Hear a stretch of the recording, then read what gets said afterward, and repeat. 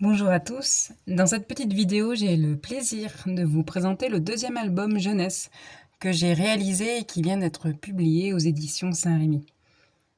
Comme le premier qui racontait l'histoire des bergers de Noël, je me suis appuyée sur le travail extraordinaire des biographies évangéliques de Monseigneur Gaume. Il s'agit cette fois de l'épisode de la Cananéenne.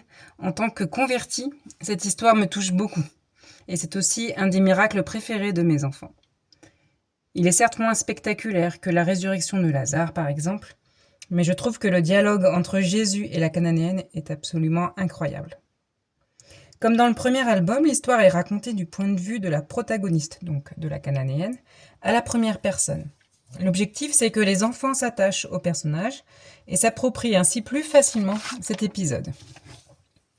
Sur le plan matériel, nous avons gardé le même principe du petit album agrafé et léger. Je pense qu'il est assez facile à glisser dans un sac de maman. Le prix est fixé à 8 €, ce qui est vraiment abordable, et c'était important pour moi. Nous avons choisi de remplacer la coloration au café, que vous pouvez voir dans le premier album du berger, par des couleurs plus classiques, et j'espère que le résultat vous plaît. Je vous propose de vous lire un extrait pour que vous ayez une idée plus précise. Était-ce parce qu'il y avait trop de monde, trop de bruit, trop d'agitation ? Jésus ne m'entendit pas. Il poursuivit son chemin, cerné par les badauds, de plus en plus nombreux. Je le suivis aussi à distance. Je n'osais pas m'approcher. « Ayez pitié de moi, Seigneur, je vous en prie. » Ma voix était tout enrouée à force de crier. Mais je ne désirais plus qu'une chose, que Jésus m'entende. Il était notre sauveur, je le savais, désormais.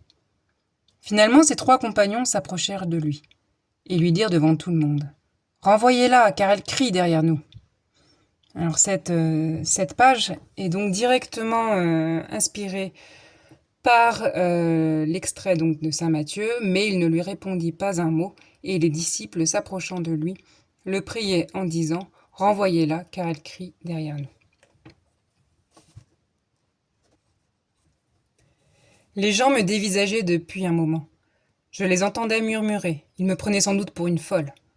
Jésus dit alors « Je n'ai été envoyé qu'aux brebis perdues de la maison d'Israël.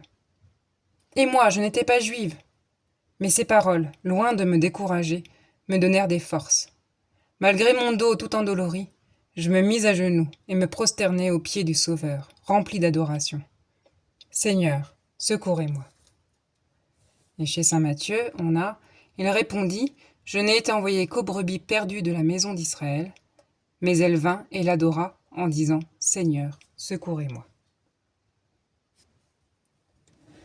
Le silence se fit soudainement, et j'entendis alors la voix de Jésus s'élever au-dessus de ma tête. « Il n'est pas bien de prendre le pain des enfants et de le jeter aux chiens. » Mon cœur tressaillit de nouveau. « Oui, Seigneur, mais les petits chiens mangent les miettes qui tombent de la table de leur maître. » Et ça, c'est un passage absolument incroyable. En tout cas, à chaque fois, ça me transperce le cœur. Bon, vous savez que ce projet éditorial me tient justement à cœur et que nos enfants ont besoin de cette nourriture pour grandir dans la foi et se forger les armes pour combattre l'ennemi. C'est une lecture qui peut se faire avec un parent, je pense dès 6-7 ans, après ça dépend de la maturité de votre enfant évidemment, ou tout seul pour les enfants un peu plus grands. Cette lecture peut se faire le soir, avant de se coucher par exemple, ou avant la messe. Je mettrai le lien en commentaire si vous souhaitez passer commande, et en tout cas vous savez que votre soutien est essentiel pour la poursuite de cette série, alors je vous dis un grand merci à vous, et je vous dis aussi à bientôt.